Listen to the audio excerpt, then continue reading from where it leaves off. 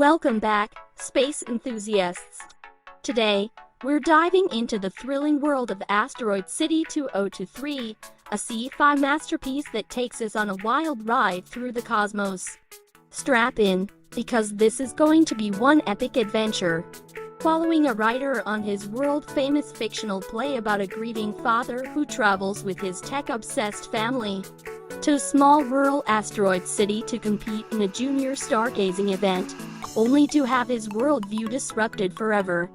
Asteroid City, a fictional American desert town, circa 1955.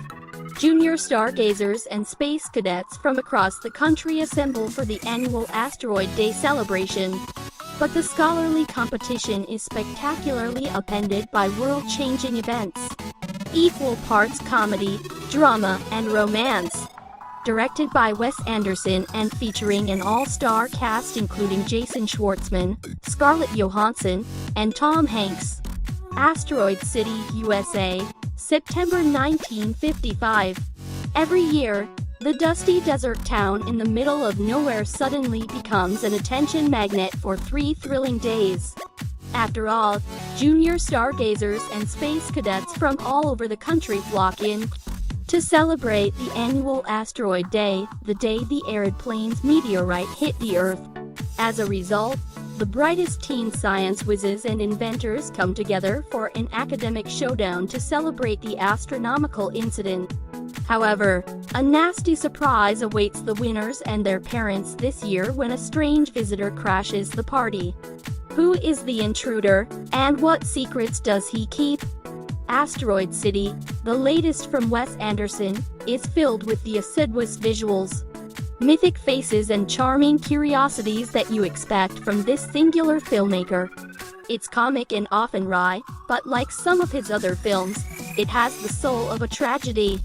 It's partly set in 1955 in a fictional Southwest town, a lonely four corners with a diner, gas station and motor inn. Palm trees and cactuses stipple the town, and reddish buttes rise in the distance. It looks like an ordinary pit stop, save for the atomic cloud soon mushrooming in the sky. Written by Anderson, the film is about desire and death, small mysteries and cosmic unknowns, and the stories that we make of all the stuff called life. It opens in black and white on an unnamed television host Bryan Cranston, severe and mustachioed in a studio, tightly encased by the boxy aspect ratio and speaking into the camera. He introduces the evening's program, a backstage look at the creation of a new play, Asteroid City, that's been made expressly for this broadcast. He then presents the playwright Edward Norton, who rises from his typewriter to stand on a bare stage and present the characters. The suited television host and the broadcast studio with its ticking clock conjure up 1,950 seconds live anthology dramas like Studio One. And you may flash on Thornton Wilder's Our Town when the host and playwright start speaking. Anderson quickly fills up the stage and the film, too. A train chugs in under the opening credits, carrying a bounty of goods. Gravel, avocados, pecans, John Deere tractors, plump Pontiacs and a 10-megaton nuclear warhead. Jeffrey Wright enters to play a 5-star general, while Tilda Swinton shows up as a scientist. Tom Hanks plays a dashing curmudgeon. Adrien Brody makes the muscular theater director. The drama starts soon after the playwright's introductory remarks, except it doesn't look anything like a theater production. It looks like a film, a meticulous, detailed, visually balanced widescreen Wes Anderson one. There's no proscenium, no stage, no wings, no audience. The blue sky stretches over the town. The yellow desert extends into infinity. The characters enter by car and bus, and are shot in long view and intimate close-up, beautifully framed by the camera. The palette is an astonishment, a dusty rainbow of hues. It looks like this story was left to bleach in the sun before being wrapped in transparent, yellowed plastic. The colors are mesmerizing and ever so gently destabilizing. These pigments signal that you've entered a new fictional realm that like the television studio, is at once immediately recognizable and somehow foreign. The interplay between the familiar and the strange, like that between the theatrical and the cinematic, is a foundational theme in Anderson's films, which, like most movies, look a lot like life, yet are always different. What makes that difference is art, the voice, sensibility, technique, craft, money, luck, and how the thrilling, terrifying mess of existence is gathered, organized, and then set loose upon the world.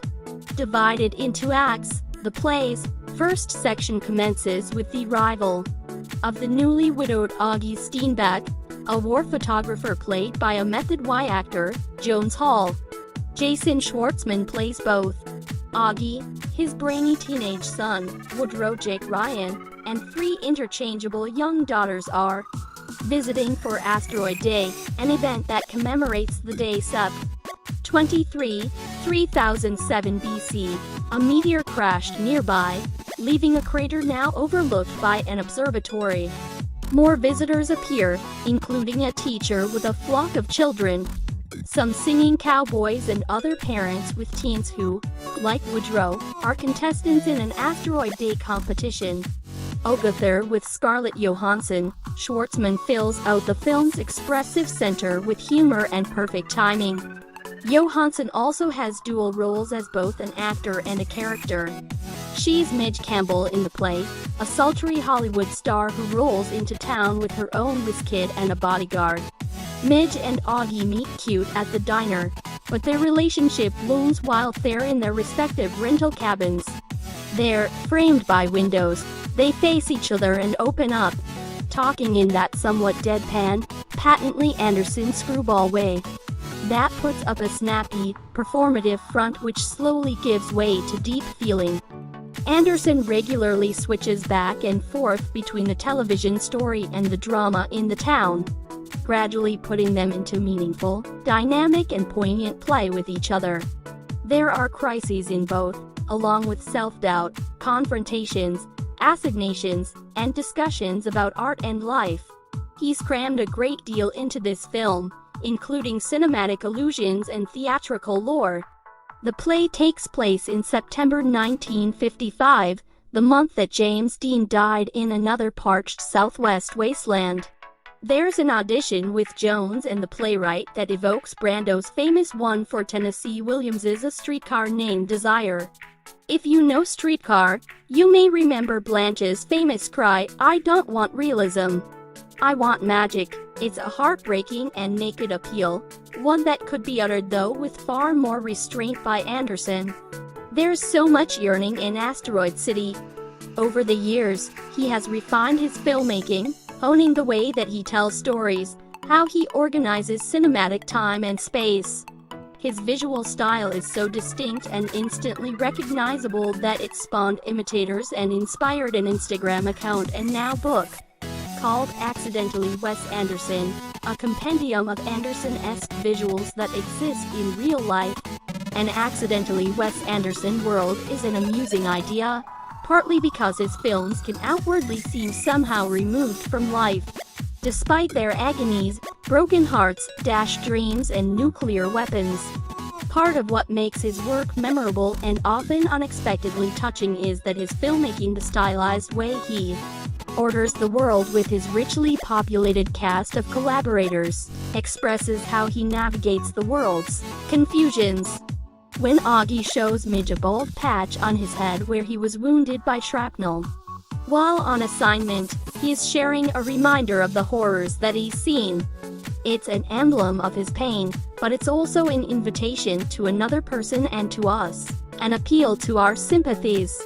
Few independent filmmakers have a style as unique and distinctive as Wes Anderson's, whose signature aesthetic is almost immediately recognizable upon watching one of his films.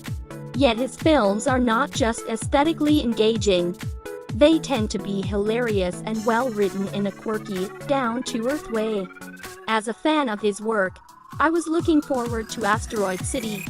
This retro sci-fi tale of a UFO or alien sighting in a 1,950 seconds desert town certainly delivers Anderson's expected vibes.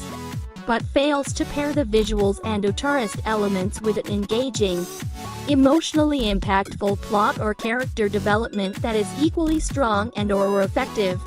The film is a true ensemble piece and doesn't have a clear main character. This would be fine if the wide array of characters involved were more compellingly written. But the screenplay treats their motivations as simply second fiddle to style, world building, and more abstract themes. Thematically, the film also seems a bit inert, seeming to jump around in subtext without providing the plot context to justify it, including through the framing device of a play.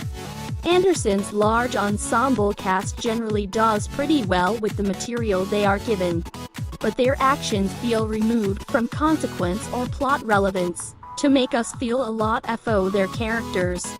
The brilliant craftsmanship on display mildly offsets these concerns, from the outstanding production design, cinematography, costume design, and editing, which are well done, even by Wes Anderson standards.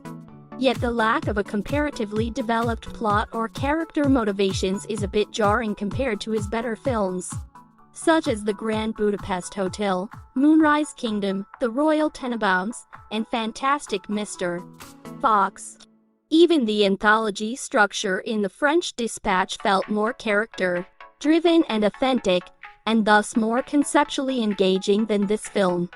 Make no mistake, Anderson is and has always been a creative visionary, and his fans should generally have a good time while watching this film. It's just a little bit unfortunate that the film comes off as more hollow and forgettable than it should, despite plenty of positive qualities as well. Recommended only to Wes Anderson fans. 6/5/10. Thanks for joining me on this journey through the stars. Until next time, keep exploring the cosmos and reaching for the stars.